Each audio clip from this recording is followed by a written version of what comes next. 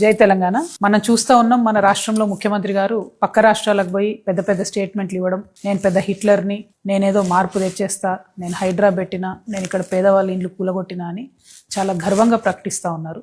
ఇది దారుణం. ఇటువంటి నాయకులు ఇంతవరకు తెలంగాణ ఎప్పుడు చూడలేదు. నేను ఇవాళ ముఖ్యమంత్రి గారిని సవాల్ చేస్తూ ఉన్నా, మీరే హోమ్ మినిస్టరు, మీరే CM.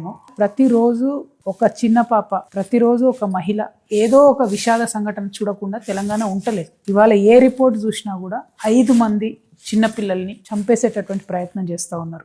5 POCSO cases per day or being reported from Telangana.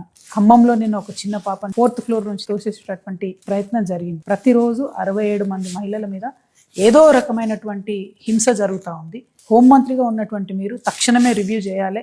ఒక పెద్దన్నగా ఉండాల్సినటువంటి మీరు చిన్నపిల్లల్ని, మహిళల్ని పట్టించుకోకపోతే తీవ్రమైనటువంటి తిరుగుబాటు మహిళలలో వస్తుంది. మహిళలకు రక్షణగా తెలంగాణ రక్షణ సేన ఉంటుంది కాబట్టి ఆ మహిళల్ని ఎట్లా కాపాడుకోవాలో, మరి సిటిజన్ పోలీసులుగా మేము ఎట్లా మారాలో మాది మేమే ఆలోచించుకునే పరిస్థితి వస్తుంది. అట్లా కాకుండా మీరు ఇంటర్వ్యూని కాండి అని చెప్పి ముఖ్యమంత్రి గారిని నేను డిమాండ్ చేస్తూ ఉన్నాను.